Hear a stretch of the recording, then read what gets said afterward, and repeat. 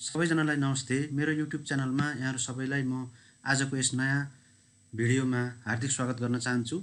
आजको विश्वमा विभिन्न खालका युद्धहरू धर्मको नाममा भइराखेका छन्। अबको विश्वमा प्रमुख रूपमा विभिन्न खालका सभ्यताहरूको बीचमा द्वन्द्व हुनेछ भनेर कतिपय विद्वानहरूले भविष्यवाणी पनि गरेका छन्। यस्तै सन्दर्भमा अहिलेको वर्तमान विश्वमा विभिन्न खालका धर्महरू चलन चल्तीमा रहेका छन्। ती धर्महरूमध्ये कुन धर्मको कस्तो प्रभाव रहेको छ र कुन धर्म सभ्यताले अरू धर्म तथा सभ्यताहरूमाथि कस्तो दृष्टिकोण राख्दछन् भन्ने विषयमा मैले एउटा ठुलो श्रृङ्खला सुरुवात गर्न गइराखेको छु। यसै सन्दर्भमा आजको सबैभन्दा पहिलो श्रृङ्खलामा मैले हिन्दू धर्मलाई छनौट गरेको छु। म आफै एउटा हिन्दू धर्मको फलोअर भएको कारणले मैले हिन्दू धर्मलाई सबभन्दा पहिला आजको अध्ययनको श्रृङ्खलामा पहिलो भिडियो मार्फत यहाँहरू समक्ष यस धर्मका विविध पक्षहरूको बारेमा चर्चा गर्ने प्रयास गर्नेछु र तपाईहरू समस्त प्रतिस्पर्धात्मक परीक्षामा सामेल हुने सम्पूर्ण मेरा दर्शकहरू महानुभावहरूमा हिन्दू धर्म अथवा अन्य धर्महरूको बारेमा पनि यहाँहरूको कोर्समा सामान्य ज्ञानको कोर्समा र द्वितीय पत्र तृतीय पत्रहरूमा पनि यस्ता खालका दार्शनिक पक्षहरू कहिलेकाहीँ सोध्न सक्ने भएको कारणले तपाईहरुका लागि यो अत्यन्त महत्त्वपूर्ण छ र तपाईहरुदेखि बाहेक आम सर्वसाधारणहरूमा पनि धर्महरूको बारेमा सामान्य नलेज चाहिँ राख्नुपर्ने हुन्छ।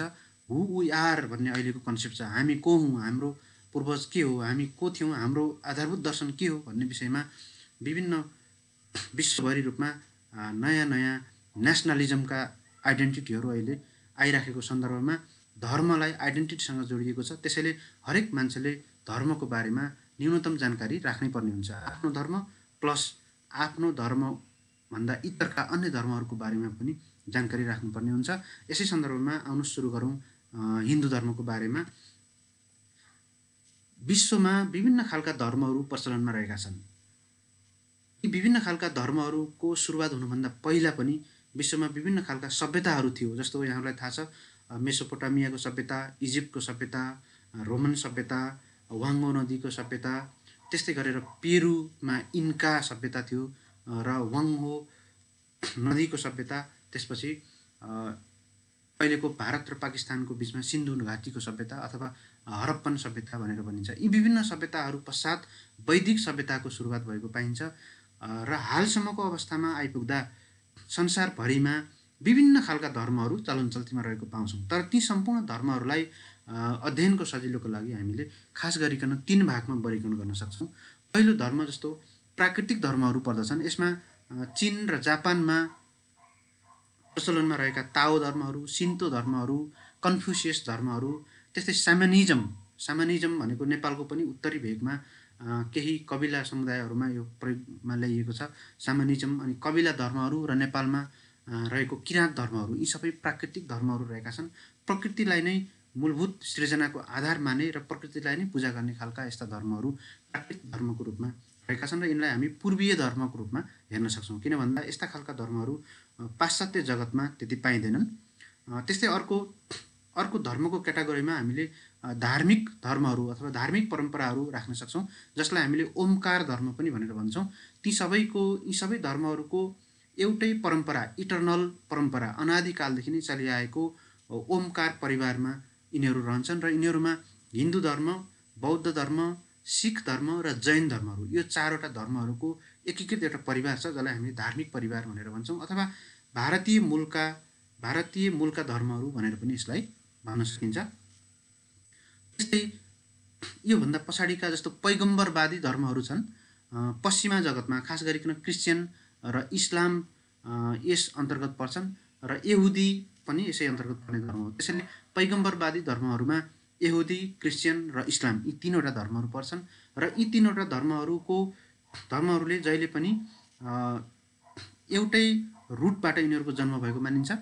अब्राहमलाई यिनीहरू सबै धर्मको मूलभूत सृजनाकर्ता मानिन्छ। त्यसैले यिनी धर्महरूलाई अब्राहमिक धर्म भनेर पनि भनिन्छ र यी धर्महरू पैगम्बरवादी धर्महरू हुन्। वास्तवमा पैगम्बरवादी धर्म भन्नुको मतलब ईश्वर अलग छ र त्यो ईश्वरले कुनै एकजना मान्छेलाई आफ्नो दूतको रूपमा, पैगम्बरको रूपमा खटाउँछ र त्यो पैगम्बरले अन्य विश्वका विभिन्न मान्छेहरूलाई त्यो ईश्वरको दर्शनलाई प्रोपागेट गर्छन्, प्रसारण गर्छन् भन्ने जुन कन्सेप्ट छ त्यसलाई हामीले पैगम्बरवादी अथवा अब्राहमिक धर्म भनेर भन्छौँ।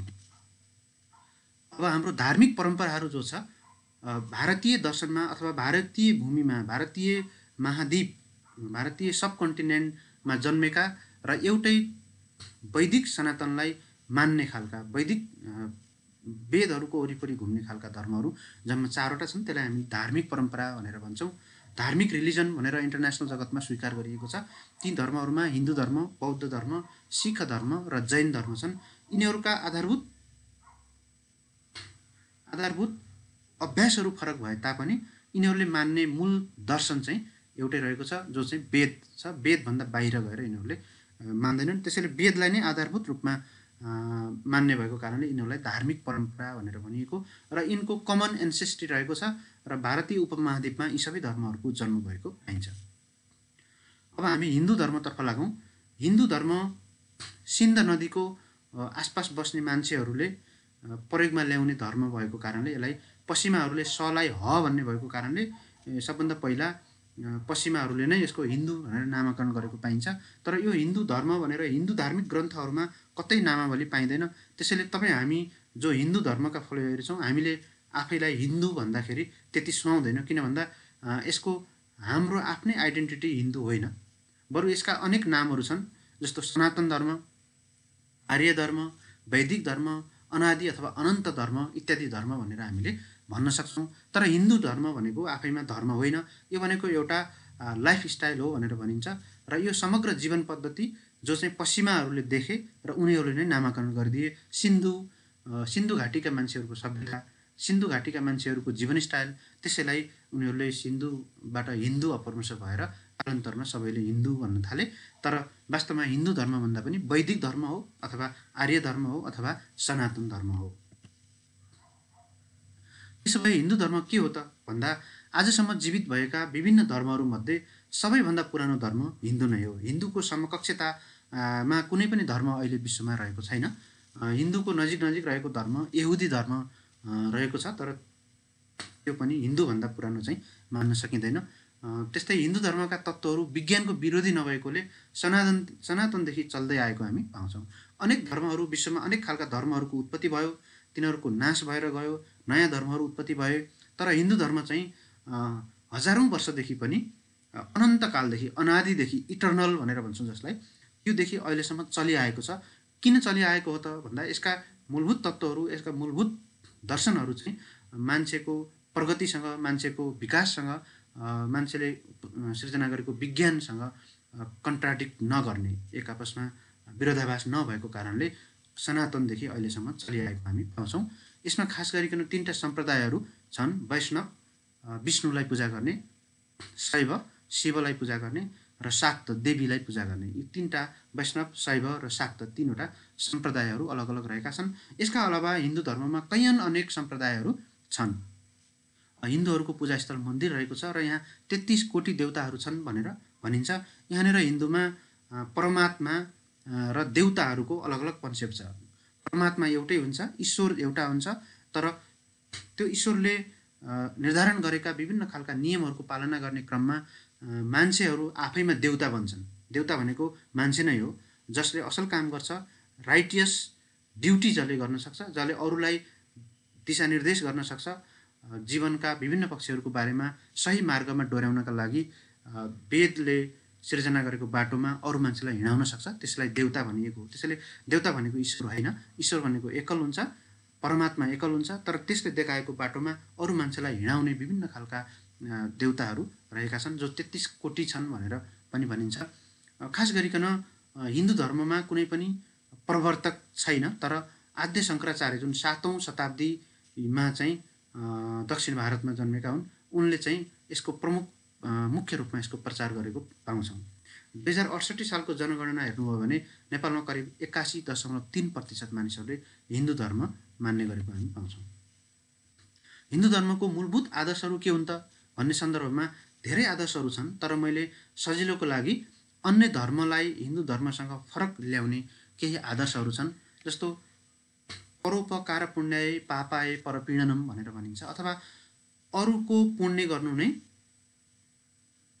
पुण्य हो, अरूलाई सहयोग गर्नु, अरूको उपकार गर्नु पुण्य हो, र अरूलाई दुःख दिनु पाप हो। पुण्य र पाप के हो त भन्ने परिभाषा गरेको छ। त्यस्तै गरी वसुधैव कुटुम्बकम भन्ने अवधारणा छ। संसारभरिका सबै मान्छेहरू, सबै चराचर जगतका सम्पूर्ण मान्छेहरू हाम्रा दाजुभाइ जस्तै हुन्, हाम्रा दाजुभाइ नै हुन्। त्यसैले कसैलाई पनि विभेद नगरौँ भन्ने अवधारणा वसुधैव कुटुम्बकमले ल्याएको छ। त्यस्तै अर्को अवधारणा सर्वे भवन्तु सुखिनः, सर्वे सन्तु निरामया, सर्वे भद्राणि पश्यन्तु, मा कश्चित् दुःखभाग् भवेत् भनिएको छ। अर्थात् सबैजना सुखी हुन्, सबैजना निरोगी हुन्, सबैजनाको दुःख चाहिँ भागोस् र सबैजनाले अन्त्यमा स्वर्गवास होस्, सबैजनाको उन्नति प्रगति होस् भन्ने यसको मूलभूत आदर्श रहेको छ। यी आदर्शहरू वास्तवमा वेद र त्यसका आरण्यक ग्रन्थहरू, ब्राह्मण ग्रन्थहरू र उपनिषद ग्रन्थहरूबाट आएका छन् र वैदिक दर्शनको अथवा हिन्दू धर्मका मूलभूत आदर्शहरू चाहिँ सबभन्दा बढी वेदबाट र उपनिषदबाट लिइएको छ। यी जति पनि तपाईँले देख्नुभएको छ, यी आदर्शहरू उपनिषदबाट लिइएको हो। अब हिन्दू धर्मका मूलभूत विशेषताहरू के छन् त भन्ने सन्दर्भमा तपाईँहरूले हेर्नुभयो भने, जस्तो हिन्दू धर्म कर्मकाण्डमा आधारित छ, कर्मकाण्डमा रिचुअलमा आधारित छ। हिन्दू धर्ममा वर्ण व्यवस्थालाई अँगालिएको पाइन्छ। त्यस्तै हिन्दू धर्ममा स्वर्ग र नर्कको परिकल्पना गरिएको छ। पाश्चात्य अनेक अरू धर्महरूमा पनि स्वर्ग र नर्कको परिकल्पना गरिएको छ, तर स्वर्ग र नर्क पाश्चात्य जुन अब्राहमिक रिलिजनहरू छ, त्यो अब्राहमिक रिलिजनमा पर्मानेन्ट स्वर्ग र नर्कको परिकल्पना गरिएको छ। तर हिन्दू धर्ममा पर्मानेन्ट होइन, केही क्षणका लागि टेम्पोररी रूपमा स्वर्ग वा नर्कमा जान्छ र त्यसपछि मान्छे पुनः यो जीवन चक्रमा फर्किन्छ भन्ने अवधारणा लिएको छ। त्यस्तै सबैले आत्मालाई मान्ने, कर्ममा विश्वास गर्ने यसको अर्को विशेषता हो। यसमा विभिन्न खालका सम्प्रदायहरू छन्, जसले जेसुकै सम्प्रदाय पनि सुरुवात गर्न सक्छ। त्यसरी यहाँ फ्रिडम अफ चोइस चाहिँ छ। त्यस्तै यसले ग्रन्थमा पनि विविधता छ। अहिले म पछाडि ग्रन्थमा आउनेछु। हिन्दू धर्मका विभिन्न खालका ग्रन्थहरू छन्।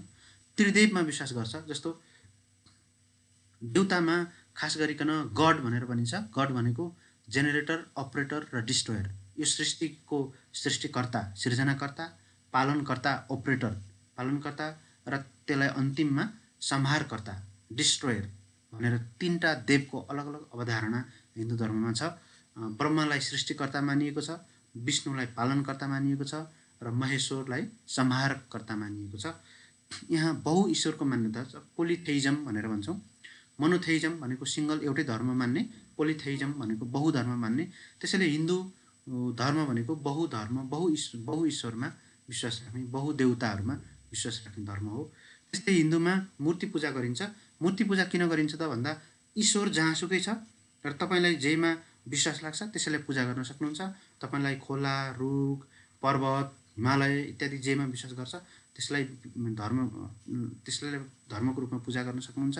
र त्यो भएन भने तपाईँ आफ्नो घरभित्र त्यसको स्थापना गरेर पनि पूजा गर्न सक्नुहुन्छ। सबै जीवित तत्त्वलाई समान ईश्वरीय सृष्टिको रूपमा लिएको पाइन्छ। मान्छे मात्र होइन कि मान्छेदेखि अन्य पशुहरू, चराचर जगतमा जे जति सजीव निर्जीव सबै कुराहरू छन्, ती सबैमा ईश्वरको तत्त्व हुन्छ भन्ने कुरालाई हिन्दू धर्मले मान्दछ। पश्चिमा धर्महरूले यसलाई मान्दैनन्। त्यस्तै पुनर्जन्ममा यसको विश्वास गर्दछ र कुनै यसको स्पष्ट प्रवर्तक चाहिँ छैन। अब यस कक्षाको, यस भिडियोको सबैभन्दा महत्त्वपूर्ण पाटोमा हामी आउँछौँ, हिन्दू धर्मका ग्रन्थहरू। हिन्दू धर्मलाई पढ्ने क्रममा, हिन्दू धर्मलाई बुझ्ने क्रममा यसका विभिन्न ग्रन्थहरूको अध्ययन गर्नुपर्ने हुन्छ। अन्य धर्महरू तपाईँले हेर्नुभयो भने धेरै ग्रन्थहरू हामी पाउँदैनौँ, तर हिन्दू धर्ममा यति धेरै ग्रन्थहरू पाउँछौँ कि हिन्दू धर्मको ग्रन्थहरूको समग्र अध्ययन गर्दाखेरि एउटा मान्छेको समग्र जीवन नै अपुरा हुन्छ। त्यसैले मैले यहाँ सर्टकटमा हिन्दू धर्मका मूलभूत ग्रन्थहरूको चिरफार गर्ने प्रयास गरेको छु। हिन्दू धर्मका मूलभूत ग्रन्थहरूलाई दुई भागमा बाँडिन्छ। एउटालाई भन्छौँ हामी श्रुति ग्रन्थहरू र अर्कोलाई भन्छौँ स्मृति ग्रन्थहरू। श्रुति भनेको सुन्ने, स्मृति भनेको बुझ्ने, होइन, स्मरण गर्ने। त्यसो भए श्रुति भनेको मूलभूत ग्रन्थहरू हो, जुन वेद र यसको व्याख्यामा आधारित छ। त्यसलाई हामीले श्रुति ग्रन्थ भनेर भन्छौँ। श्रुति ग्रन्थहरू भनेको केन्द्रीय ग्रन्थहरू हो। श्रुति ग्रन्थ जुनसुकै वैदिक सनातन धर्मवालाले, हिन्दू धर्मवालाले मान्नै पर्छ। श्रुति ग्रन्थहरू जसले मान्दैन त्यसलाई हिन्दू अथवा सनातनी भनेर भन्न मिल्दैन। तर स्मृति ग्रन्थहरूमा तपाईँको चोइस छ। तपाईले नयाँ स्मृति ग्रन्थहरू थप्न पनि सक्नुहुन्छ। तपाईले पुराना एक्जिस्टिङ स्मृति ग्रन्थहरूमा सुधार गर्न सक्नुहुन्छ। ती स्मृति ग्रन्थहरूमा नयाँ स्मृति ग्रन्थ तपाईँले थप्नुहुनेछ, नमान्न पनि तपाईँले पाउनुहुनेछ। तर श्रुति ग्रन्थहरू तपाईँले मान्नै पर्छ, किन भन्दा यिनीहरू मूलभूत ग्रन्थहरू हुन्। यिनीहरू हिन्दू धर्मको केन्द्रीय फाउन्डेसन यिनीहरूले बनाउँछन्। यिनीहरू सनातनी ग्रन्थहरू हुन्। यिनीहरू इटर्नल हुन्छन्। यिनीहरू कसैले सिर्जना गरेको होइन। यिनीहरू कसले सिर्जना गरेको त? परमात्माले सिर्जना गरेको हो। परमात्माबाट कुनै भगवानबाट कुनै देवताले सुनेको र देवताले आफ्ना पछिल्ला पिँढीहरूमा सुनेर नै अन्य व्यक्तिहरूलाई सुनाएको र यही सुन्ने र सुनाउने जुन परम्परा र प्रथामा आधारित भएका ग्रन्थहरू छन् त्यसलाई श्रुति ग्रन्थ भनिएको हो। त्यसैले यिनीहरू भनेको रिभेल्ड हो, भगवानबाट प्रकट भएका ग्रन्थहरू हुन्। सुनेको आधारमा सङ्कलित ग्रन्थहरू हुन्। वैदिक ग्रन्थहरू वास्तवमा श्रुति ग्रन्थहरू अन्तर्गत पर्दछन्।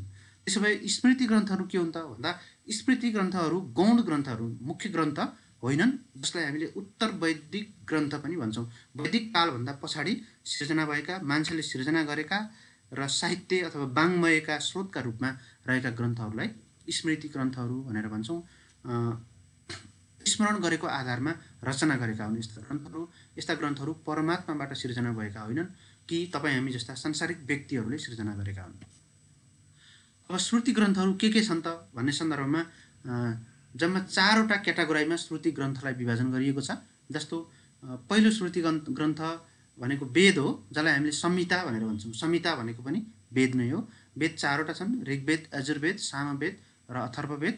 ती वेदहरूभन्दा पछाडि त्यो वेदको व्याख्या गर्ने ब्राह्मण ग्रन्थहरू रहेका छन्। यो पनि वेदको एक किसिमको कमेन्ट्री हो, वेदसँग सम्बन्धित रहेको ब्राह्मण ग्रन्थहरू रहेका छन्। त्यसपछि आरण्यक ग्रन्थहरू पनि छ, जो वेदको व्याख्यासँग सम्बन्धित नै हो। र उपनिषदहरू रहेका छन्। जम्मी 108वटा उपनिषदहरू प्रमाणित रूपमा रहेका छन्। उपनिषदलाई उत्तर मीमांसा पनि भनिन्छ र वेदान्त दर्शन भनेर पनि भनिन्छ। वेदान्त भनेको पनि उपनिषद हो। उपनिषद भनेको हरेक वेदहरूको कन्क्लुजन हो, हरेक वेदहरूको निष्कर्षको रूपमा, सारभूत समरीको रूपमा र त्यसको व्याख्याको रूपमा उपनिषद रहेका छन्। यदि कुनै पनि व्यक्तिले हिन्दू धर्मलाई बुझ्न खोज्यो भने उसले उपनिषद चाहिँ सबभन्दा महत्त्वपूर्ण ग्रन्थको रूपमा लिनुपर्ने हुन्छ। किन भन्दा वेद, ब्राह्मण र आरण्यक ग्रन्थहरू बुझ्नमा कठिन छ, तर उपनिषदहरू बुझ्नमा कठिन छैन।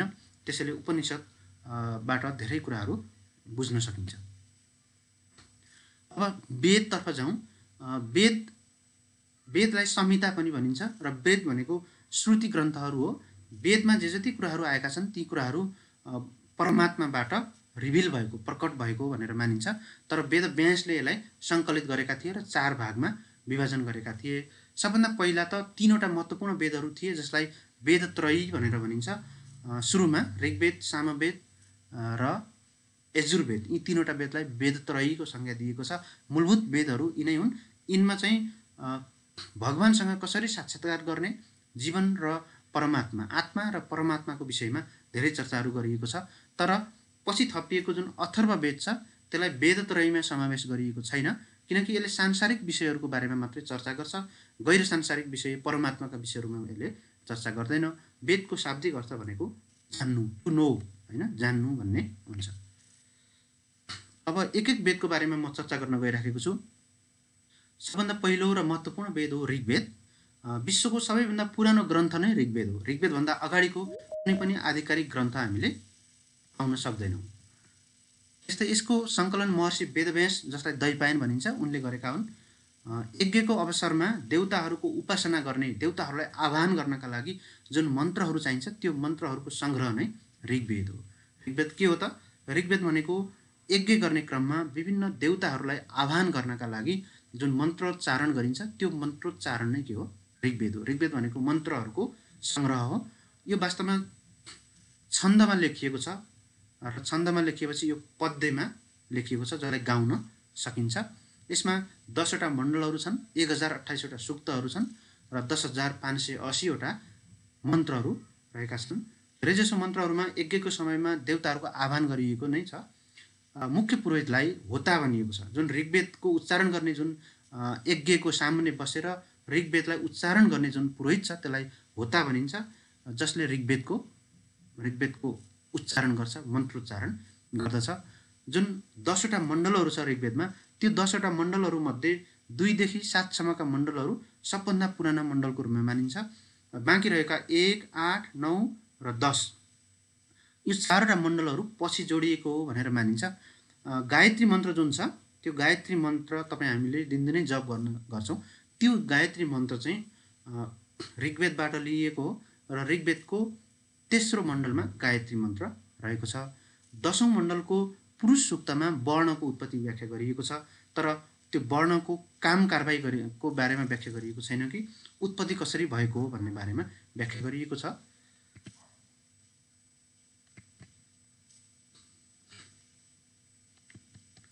अब सामवेदतर्फ जाउँ। सामवेद सङ्गीतसँग सम्बन्धित छ। सामको अर्थ सङ्गीत भन्ने हुन्छ। यज्ञको समयमा गाइने गीतहरूको सङ्कलनलाई सामवेद भनेर भनिएको छ। जस्तो यज्ञ गर्ने क्रममा सबभन्दा पहिला एकजना होता भन्ने नामको गुरु पुरोहित बसेर ऋग्वेदको उच्चारण गर्दछ, तर त्योभन्दा पछाडि अर्को एकजना पुरोहितले गीतहरू उच्चारण गर्छ भगवानको नाममा। त्यो पुरोहितलाई उद्गाता पनि भनिन्छ र यस्तै उसले गाउने गीतहरूको सङ्ग्रहलाई सामवेद भनेर भनिन्छ।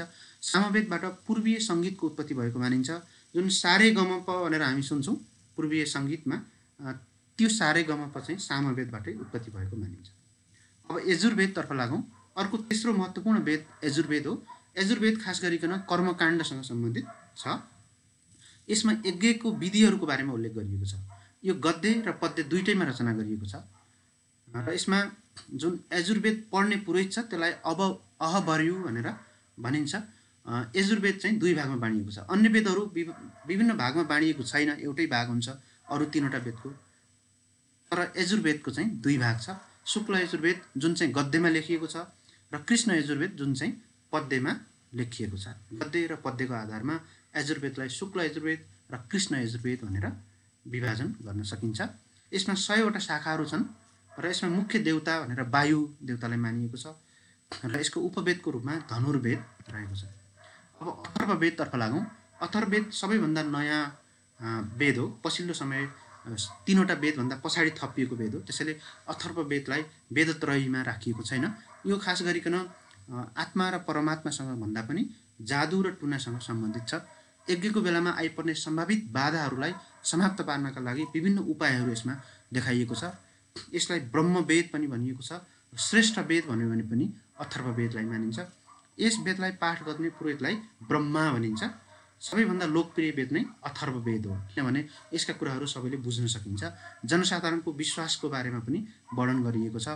अथर्ववेद पढ्यो भने त्यो समयको जनसाधारणको विश्वास के थियो, जीवन पद्धति के थियो भन्ने कुराहरू पनि सहजै अनुमान गर्न सकिन्छ। यसै वेदमा प्राचीन भारतको अङ्ग र मगध क्षेत्रहरूको बारेमा पनि वर्णन गरिएको छ। अब हामीले 4वटा वेदहरू पढिसकेपछि वेदभन्दा पश्चात ब्राह्मण ग्रन्थहरू आउँछ र त्यो ब्राह्मण ग्रन्थहरू भनेको ब्राह्मणहरूले, विभिन्न खालका ब्राह्मणहरूले वेदको बारेमा व्याख्या गर्दा लेखिएका कुराहरू हुन्। यिनीहरू जहिले पनि गद्यमा लेखिएका छन्। यिनीहरूलाई उत्तर वैदिककालीन ग्रन्थहरू भनेर भनिन्छ। वेदभन्दा पछाडिको ग्रन्थहरू भनेर भनिन्छ। वेदलाई बुझ्नका लागि नै ब्राह्मण ग्रन्थहरूको सृजना भएको हो। ऋग्वेदको सम्बन्धमा ऐतरेय र कौशितगी भनेर 2वटा ब्राह्मण ग्रन्थहरू छन्। ऐतरेय ब्राह्मण ग्रन्थ भनेको राज्यको दैवी उत्पत्तिको सिद्धान्त यसमा उल्लेख गरिएको छ। ऐतरेय यसको सङ्कलनकर्ता चाहिँ महिदास हुन्। सामवेदमा पञ्चविंश जसको सङ्ग्रहकर्ता जसको सङ्कलनकर्ता ताण्डय हुन् र अर्को जैमिनी ब्राह्मण ग्रन्थ छ। त्यस्तै यजुर्वेदको सन्दर्भमा शुक्ल यजुर्वेदमा सतपथ ब्राह्मण महर्षि याज्ञवल्क्यद्वारा रचना गरिएको, जसमा पुनर्जन्मको सिद्धान्त प्रतिपादन गरिएको छ। त्यस्तै कृष्ण यजुर्वेदमा तैत्तरीय ब्राह्मण ग्रन्थ रहेको छ। अथर्ववेदमा जम्मा 2वटा ब्राह्मण ग्रन्थहरू रहेको छ। एकैवटा ब्राह्मण ग्रन्थ रहेको छ, गोपद ब्राह्मण ग्रन्थ रहेको छ।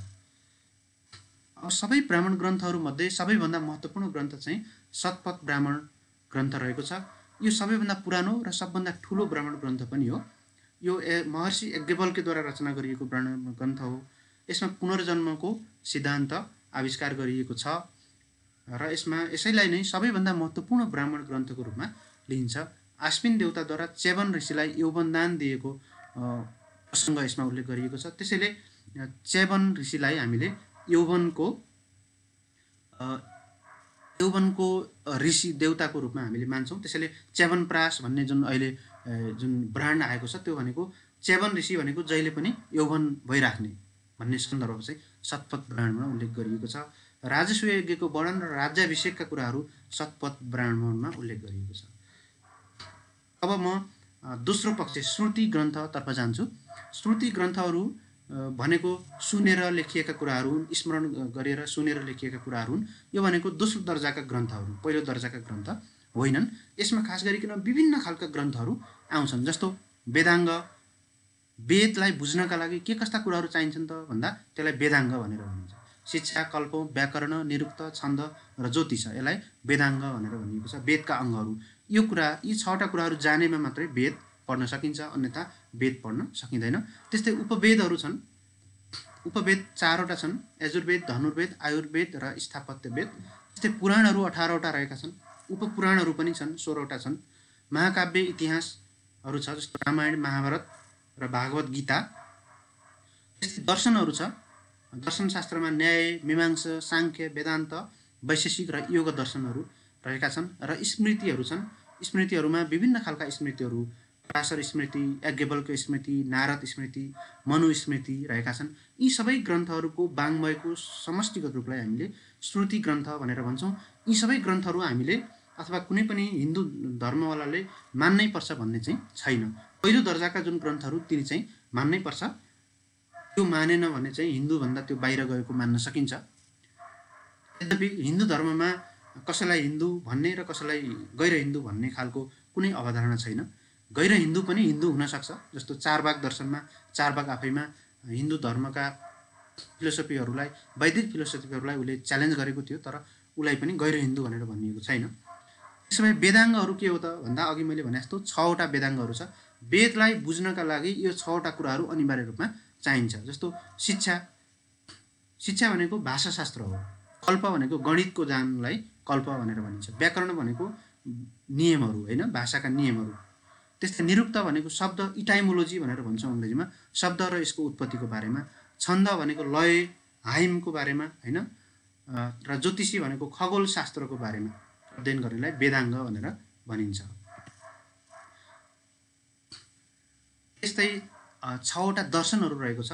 यो दर्शनहरूमा जस्तो न्याय दर्शन गौतम ऋषिले प्रतिपादन गरेको, मीमांसा दर्शन जैमिनी ऋषिद्वारा प्रतिपादन भएको, साङ्ख्य दर्शन कपिल ऋषिद्वारा प्रतिपादन भएको, वेदान्त दर्शन व्यासद्वारा प्रतिपादन भएको, वैशेषिक दर्शन कल्हड ऋषिद्वारा प्रतिपादन भएको र योग दर्शन ऋषि पतञ्जलिद्वारा प्रतिपादन भएको। यो 6वटा दर्शनहरू पनि वास्तवमा हिन्दू धर्मका आधारभूत ग्रन्थहरूको रूपमा रहेका छन्। अब हिन्दू धर्मका आधार स्तम्भहरू के हुन् त भन्ने सन्दर्भमा हिन्दू धर्ममा त्रिदेवको अवधारणा छ। अघि हामीले व्याख्या गऱ्यौँ, ब्रह्मा, विष्णु र महेश्वर त्रिदेवको अवधारणा छ। त्यस्तै यसमा परलोक सम्बन्धी अवधारणा छ। यो लोक र परलोक, है, सांसारिक र गैर सांसारिक अथवा परमात्मा सम्बन्धी दुईटा लोकको अवधारणा यसमा छ। यसमा कर्म सम्बन्धी रुल अफ कर्म यहाँनिर छ। भाग्यलाई हामीले कर्मको फलको रूपमा लिन्छौँ। त्यसैले कर्म भनेको कज एन्ड इफेक्ट हो। जे हामीले काम गर्छौँ जस्तो हामीले त्यस्तै हामीले परिणाम भोग्छौँ, होइन। इम्प्लिमेन्टेसन जस्तो हुन्छ त्यस्तै त्यसको कन्सिक्वेन्स हुन्छ। कर्म जस्तो कर्म गर्यो उस्तै फल भोग्छ। तर कर्मको फल यही जुनीमा पनि प्राप्त हुनसक्छ र अन्य जुनीहरूमा पनि प्राप्त हुनसक्छ। त्यसैले अनेक जन्महरूको चक्रमा विश्वास छ, पुनर्जन्ममा विश्वास छ। हिन्दू धर्ममा खास गरिकन मोक्ष सम्बन्धी 3वटा बाटाहरू छन्। अन्य धर्ममा एउटै बाटो छ। जस्तो इस्लाम धर्ममा अल्लाहले जे भन्यो त्यो बाटोमा हिँड्नु नै के हो त मोक्ष सम्बन्धी धारणा हो। त्यहाँ मोक्षको कुनै धारणा छैन। तर हिन्दू धर्ममा मोक्ष प्राप्त गर्नका लागि विभिन्न बाटाहरू छन्। जम्मी 3वटा बाटाहरू रहेको छ। ज्ञानयोग, कर्मयोग र भक्ति योग। आत्मा र परमात्मा सम्बन्धी अवधारणा छ। आत्मा र परमात्मा एउटै हो भन्ने अवधारणा छ। द्वैतवाद र अद्वैतवाद जस्ता विभिन्न सिद्धान्तहरू प्रतिपादन भएको छ। पूर्वीय दर्शन हिन्दू दर्शनका मूलभूत पक्षहरू के छन् त भन्दा पूर्वीय दर्शनमा समग्र पूर्वीय दर्शनको कुरा गर्दैछु म यहाँनिर पूर्वीय दर्शनमा बौद्ध, जैन, सिख इत्यादि धर्महरूमा के कस्तो दर्शनहरू छन् त भन्दा यहाँनिर समयको चक्रीय स्वरूप पाइन्छ, साइक्लिक फर्म अफ टाइम भनेर मान्छौँ। समयको न त उदय छ न त अन्त्य छ, समय निरन्तर रूपमा चलिरहन्छ, यो एउटा चक्र हो र यो चलिरहन्छ भन्ने अवधारणा पूर्वीय दर्शनमा छ। हिन्दू दर्शनको पनि त्यही नै हो। जन्म हुन्छ, मृत्यु, मान्छे हुर्किन्छ, बढ्छ, मृत्यु हुन्छ, पुनर्जन्म हुन्छ, फेरि जन्मिन्छ, हुर्किन्छ, एवं प्रकारले यो चक्रीय स्वरूपमा चलिरहन्छ। सत्यका विभिन्न स्वरूपहरू छन् भन्ने अर्को आधारभूत पक्ष हो। हिन्दू दर्शनमा अथवा पूर्वीय दर्शनमा सत्य एउटै छैन। सत्य, असत्य, अर्धसत्य लगायतका विभिन्न खालका सत्यहरू हुन सक्छन्। त्यो सत्य हामीले खोज्नुपर्छ। त्यसैले ऋषिमुनिहरू भनेको को हो त? जसले सत्यको खोजी गर्छ त्यसलाई ऋषिमुनि भनेर भनिएको छ। त्यसैले सत्य एउटै छैन, तर पश्चिमा दर्शनहरूमा सत्य एउटै हुन्छ। सहिष्णुता र अन्य कुराहरूको पनि अवलम्बन गर्ने, अरूको कुराहरू पनि अवलम्बन गर्ने, एक्सेप्टेन्स एन्ड टोलरेन्स भनेर भन्छौँ। यो पूर्वीय दर्शनको आधारभूत मान्यता हो। अरूलाई पनि सहन गर्नु र अरूका कुराहरू पनि मान्नु, अवलम्बन गर्नु, यो पूर्वीय दर्शनको आधारभूत पक्ष हो। वसुधैव कुटुम्बकम र परोपकार जस्ता कुराहरू पूर्वीय दर्शनमा आधारभूत दर्शनको रूपमा रहेका छन्। त्यस्तै वादे वादे जायते तत्त्वबोध, डिबेट गर्नुहोस्, वाद विवाद गर्नुहोस्, धेरैभन्दा धेरै मान्छेमा चाहिँ वाद विवाद गर्नुहोस्। नास्तिक पनि ईश्वरकै अंश हो भन्ने छ। परमात्माको सर्वव्यापिता भन्ने अर्को अवधारणा छ। अहिंसालाई नै परमो धर्म भनेर मानिएको छ। संसारको आदि र अन्त्य कहिल्यै हुँदैन भन्ने छ। परमात्मालाई भेट्न सक्ने अनेक बाटाहरू छन्। कर्म नै भाग्य हो भन्ने छ। र हरेक मान्छेमा, हरेक पदार्थमा 3टा गुण हुन्छ। सत्य राम्रो गुण, रज राम्रो र नराम्रोको मिश्रण गुण, र तम नराम्रो कर्म। अब यस्तै गरी हिन्दू धर्ममा युगको अवधारणा छ। समय निर्धारण गरिएको छ। यसमा सत्ययुग, त्रेतायुग, द्वापरयुग र कलियुग भनेर भनिएको छ। कलियुग 4,32,000 वर्षको छ। यसको 2 गुणा द्वापरयुग हुन्छ, 8,64,000। यसको फेरि अर्को कलियुग जोडेपछि 12,96,000 वर्ष त्रेतायुग आउँछ, र त्यसमा फेरि अर्को कलियुग बराबरको समय जोडेपछि सत्ययुग आउँछ, 17,28,000 वर्षको सत्ययुग हुन्छ। यसरी सत्य, त्रेता, द्वापर र कलि 4:3:2:1 अनुपातको रूपमा रहन्छन्, र जम्मा एउटा साइकलमा 43,20,000 वर्ष हुन्छ, र त्यसपछि पुनः अर्को साइकल सुरुवात हुन्छ। हिन्दू धर्ममा जीवनका 4वटा लक्ष्यहरू छन्: काम, अर्थ, धर्म र मोक्ष। काम भनेको सन्तान उत्पादन गर्ने, नयाँ रिप्रोडक्टिभ कामहरू गर्ने अथवा आफू जस्तै अरू सृजना गर्ने ताकि सृष्टि चलिराखोस्। अर्थ भनेको सम्पत्ति, धन आर्जन गर्ने। धर्म भनेको धर्मको बाटोमा लाग्ने, अरूलाई पुण्य, अरूलाई सहयोग गर्ने, धर्मको बाटोमा लाग्ने। मोक्ष भनेको साल्भेसन भनेर भन्छौँ, यो जुनीबाट मुक्ति पाउने, होइन, कर्मयोग, ज्ञानयोग र भक्तियोगको आधारमा मोक्ष प्राप्त गर्ने। अब म अन्तिम स्लाइडमा आइपुगेको छु। अन्तिममा अहिले विश्वमा सबैभन्दा बढी हिन्दू धर्मावलम्बी भएका देशहरू, थुप्रो देशहरूमा हिन्दू धर्मको विकास भइसकेको छ, र अहिले चाहिँ सबभन्दा बढी प्रतिशतको हिसाबमा नेपाल नै हो हिन्दू धर्म भएको। नेपालमा करिब 81.30% हिन्दू धर्मावलम्बीहरू बस्दछन्। त्यस्तै इन्डियामा 79.80% छ। मौरिसस अर्को तेस्रो ठुलो देश हो, जहाँ करिब 49% हाराहारीमा हिन्दू धर्मावलम्बीहरू बस्दछन्। फिजीमा 27%, गयानामा 24%, भुटानमा 23%, ट्रिनिडाडमा 22%, सुरिनाममा 22%, कटरमा 13%, श्रीलङ्कामा 12%, कुवेतमा 12%, बङ्गलादेशमा 8%, रियुनियनमा 6%, मलेसियामा 6% र सिङ्गापुरमा 5% रहेका छन्। यसरी यी मूलभूत रूपमा हिन्दू धर्मावलम्बीहरू भएका देशहरू हो, र हिन्दू धर्मको सङ्ख्या विश्वमा बढ्दै गइराखेको छ। हिन्दू धर्मको सङ्ख्या बढ्दै जानुमा अन्य धर्मका मान्छेहरू यो धर्ममा कन्भर्ट भएर, रूपान्तरण भएर होइन कि हिन्दू धर्मका मान्छेहरू विभिन्न देशमा बसाइँ सरेर गएको कारणले यसरी यो धर्म बढ्दै गइराखेको छ। त साथीहरू, आजको मैले यस भिडियो मार्फत हिन्दू धर्मका आधारभूत पक्षहरूको बारेमा चर्चा गर्ने प्रयास गरेँ। हिन्दू धर्म आफैमा जटिल र बृहत धर्म हो, र यसलाई बुझ्नुलाई साँच्चीकै जटिल विषयवस्तु छ। र मैले अब यो श्रृङ्खला मार्फत विभिन्न धर्महरूको बारेमा तपाईँहरूलाई जानकारी गराउने र यी धर्महरूको बिचको कन्फ्लिक्ट एन्ड कोअपरेसन कस्तो हुनसक्छ त्यसको बारेमा पनि चर्चा गर्नेछु, र कम्पेरेटिभ स्टडीको बारेमा विभिन्न धर्महरूको तुलना गर्नेछु, र आगामी दिनहरूमा मलाई तपाईँहरूले साथ दिनुहोला भन्ने आशा गरेको छु। र अन्त्यमा मेरो युट्युब च्यानललाई सब्सक्राइब लाइक र सेयर गर्नुहोला भन्दै तपाईहरुको मसँग जोड्नु भएकोमा पुनः धन्यवाद दिन चाहन्छु र आजको यस भिडियो मार्फत म बिदा हुन चाहन्छु। तपाईहरु सबैजनालाई स्वागत गर्दै धन्यवाद। नमस्कार।